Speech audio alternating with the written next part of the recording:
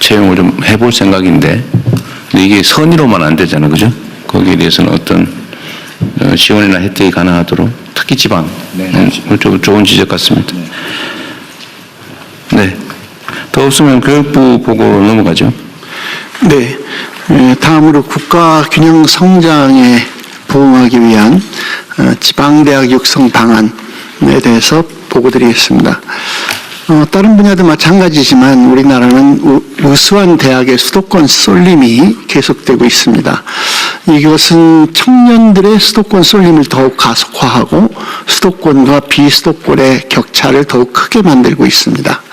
그래서 서울대로 상징화되는 우수대학을 지역 곳곳에 육성하는 소위 서울대 10개 만들기가 국가 균형 성장을 위해서 필요한 이유입니다. 지방대학 육성 방안을 말씀드리겠습니다. 먼저 인재 양성 국가 균형 거점으로서 거점 국립대의 혁신입니다.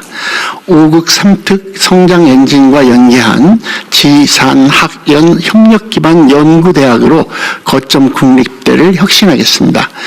AI 시대의 해외 국가들은 연구중심 대학과 연구소 그리고 기업체의 역량을 한데 결집하고 혁신적인 공동연구로 초격차 기술을 확보하려고 애쓰고 있습니다. 우리나라 거점 국립대학도 5극 3특 성장 엔진 분야를 중심으로 학부, 대학원, 연구소를 패키지로 지원해서 특성화 분야의 연구대학을 육성하겠습니다. 특성화 연구대학은 석 박사급 인재 양성과 융합 연구에 집중하는 한편 연구 성과를 기술 이전하거나 사업화해서 산업 성장을 뒷받침할 것입니다. 이를 위해서는 지역 내 기업, 출연연, 과학기술원, 지역 대학들과 전면적인 협력 체계가 필수적입니다. 인재 양성과 공동 연구 같은 전면적 협력을 통해서 단기에 거점 국립대의 경쟁력을 끌어올리겠습니다. 특히 연구대학의 성과를 창출하는 핵심이라고 할 수 있는 우수교원을 유치할 수 있게 연구비나 정규지원 패키지를 마련하고 기업과 출연연 등에 자유롭게 겸임 또는 겸직을 하면서 현장에 필요한 연구에 매진할 수 있도록 하겠습니다. 8쪽입니다. 다음으로 모든 거점 국립대의 학부교육 혁신으로 가고 싶은 대학을 만들겠습니다. 현재 우리 사회는 AI 시대에 필요한 기본 역량과 글로벌 경쟁력을 갖춘 현장 경험이 많은 인재를 원하고 있습니다. 또 최근 한 대학 연구소의 설문조사에 따르면 지방에 있지만 가고 싶은 대학은 어떤 대학이냐라는 질문에 학생과 학부모 청년들은 안정된 취업과 진로 보장 이것이 가장 중요하다고 답을 하고 있습니다.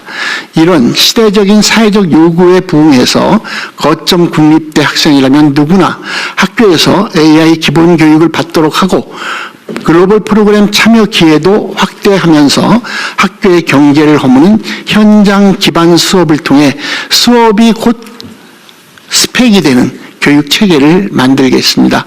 아울러 입학과 동시에 취업이 보장되고 기업 맞춤형 인재를 양성하는 계약학과를 확대해서 청년들의 취업 걱정을 덜어주도록 하겠습니다.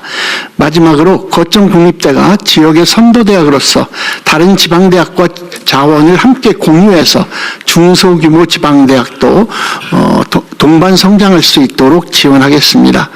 이러한 거점 국립대 혁신을 뒷받침하기 위해서는 정부 차원의 전폭적인 지원이 당연히 필요합니다. 우선 안정적이고 지속적인 교육재정 확충을 해 나가겠습니다. 향후 거점 국립대에 대한 지원은 5년간 약 4조 원 이상이 추가 소요될 것으로 예상하고 있습니다. 수도권과 비수도권 간 교육비 격차가 상당한 만큼 재정당국과 협력해서 필요한 재원을 단계적으로 확충해 나가야 할 것입니다. 정부 재정 지원과 함께 대학도 자체 수익을 확대하기 위하여 거점 국립대 학생 1인당 교육비를 2030년까지 단계적으로 상향할 수 있도록 하겠습니다. 다음으로 지방대학의 혁신을 위한 각종 규제 완화를 적극적으로 추진하겠습니다. 지방대 육성법의 고등교육 샌드박스 제도를 활용해서 지방대 교육 연구 경쟁력 제고를 위해 관계 부처와 협의하여 적극적으로 규제를 완화하겠습니다.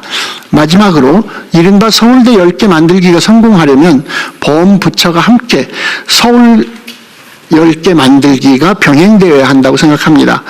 2024년 국무조정실의 조사에 따르면 비수도권 청년의 43.5%가 더 나은 일자리 기회를 찾아서 지역 이동을 희망한다고 합니다.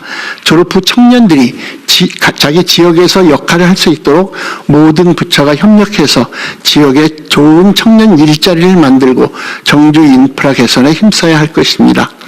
거점 국립대를 중심으로 지방대학의 교육과 연구 역량을 대폭 강화하면 청년의 수도권 쏠림이 완화될 수 있을 것이고 지역 첨단 기업의 인재가 적기에 공급됨과 함께 입시 경쟁 해소에도 기여할 수 있을 것으로 기대합니다.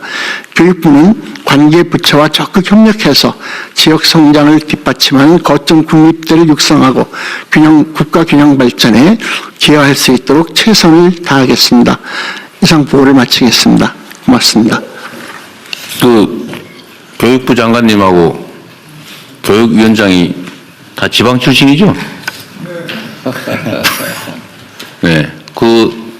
왜 지방 출신을 교육장관과 교육위원장을 했을까 생각해 보셨죠? 네, 생각을 많이 해봤습니다.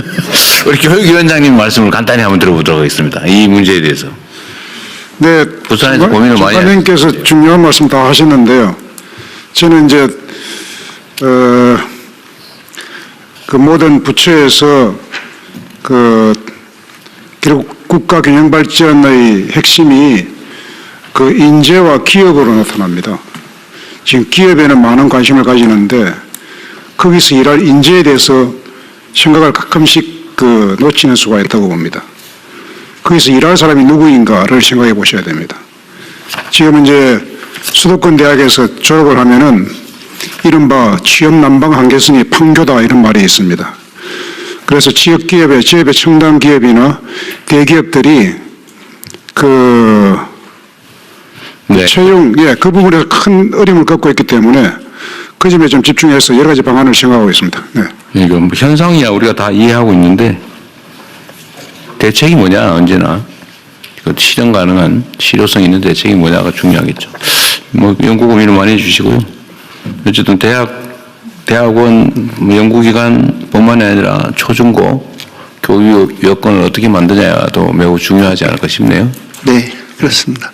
예, 대통령님 지방시대 위원장입니다. 네. 이쪽입니다. 이쪽이라 그러면 어차피 어느 쪽인지 모릅니다. 교육부 장관님께서 잘 정리를 해주셨는데요. 국정기획위원회에서 협의할 때부터 서울대 10개 만들기를 교육부의 고유 사업이 아니라 균형성장과 관련된 사업이다라는 걸 여러 번 협의를 통해서 이제 지금까지 여기까지 정리가 되어 왔는데요. 교육부 차원에서는 잘 정리가 된 것 같은데 문제는 이제 현장에 대학들 내려가 보면 교육부 사업만 있는 게 아니라 여러 부처의 사업들이 중복되는 것들이 되게 많습니다. 예를 들면 산업부의 첨단산업 특성화대학 사업도 있는데 이것도 교육부가 진행하는 지금 서울대 10개 만들기나 라이즈 사업하고 비슷한 측면이 있고요. 가기부도 또 가기원뿐만 아니라 관련된 R&D 사업을 가지고 대학과 연계된 사업들이 많이 있고 중기부도 창업 관련된 지원 사업들이 여러 개가 이렇게 많이 중복되고 걸쳐 있는 게 많아서 이 부분은 서울대 10개 만들기를 매개로 한 전략산업과 그에 필요한 인재 양성 프로젝트를 관련 부처들이 좀 통합적으로 논의하고 정리해 나갈 수 있는, 중복을 정리해 나갈 수 있는 그런 체계가 좀 하나 필요하지 않을까. 그 부분에 대해서 한번 좀 논의해서 네. 체계를 만들 수 있도록 했으면 좋겠다는 건의를 드립니다. 네, 한 말씀만 드려도. 네, 말씀하세요. 저희가 이 주제를 가지고 공부하면서, 교육부 직원들에게 그렇게 여쭤봤습니다. 그동안 과거 정부에서도 계속해서, 지방대학을 살리기 위한, 많은 노력, 그리고 지방대학을 잘 살려서 지역 아이들이 지역에서 취업하고 살 수 있도록 하기 위한 노력을 하고 교육부에서도 굉장히 많은 재정 투여를 했는데 계속 실패했다.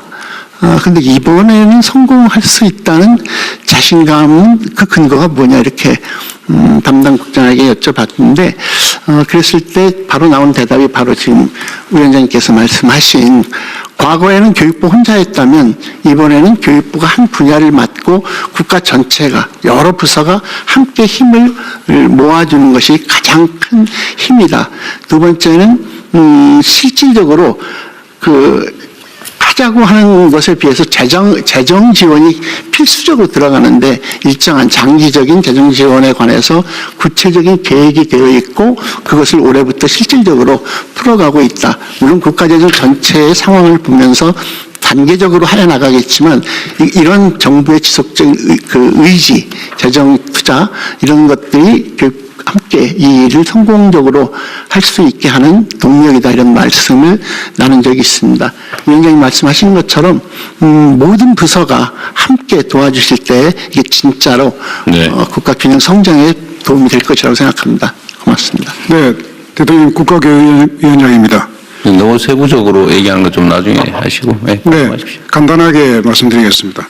우선 빠른 속도로 동원할 수 있는 수단이 공공기관 지역인재 채용제도인데요.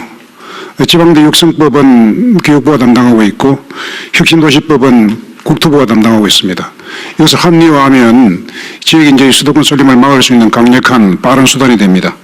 두 번째로는 의대의 경우에 지금 지역인재 전형 의무 비율이 2000년도까지 30%였습니다. 근데 그 뒤에 이제 가령 부산대학교의 경우는 제가 취임한 이후에 바로 80%로 올렸거든요. 그런데 아무 문제 없이 잘 작동되고요. 그 아이들은 수도권으로 빠져나갈 가능성이 거의 없습니다. 네, 그래서 의료계에서 크게 환영하는 그런 수단이 있고요. 네. 지역에 많은 대학병원을 가진 대학들이 바로 쓸 수 있는 수단이고 또 하나는 인재 양성과 인재 유치도 중요한데 인재 특히 석학들의 유출을 막는 것도 굉장히 시급합니다. 가령 중국 같은 경우에는 천인 계획이라고 해서 연봉 3배 정도를 제시하면서 뽑아가고 있는데 방어할 수 있는 수단이 없습니다. 그런데 우리나라의 경우는 석좌 교수제도, 석학 교수제도까지도 65세 정년이 묶여서 65세가 되면은 석좌 교수도 대학을 떠나야 됩니다.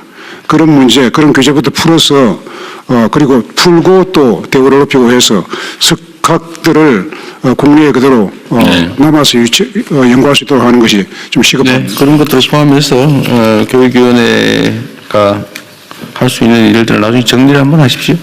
네, 정리를 한번 하시고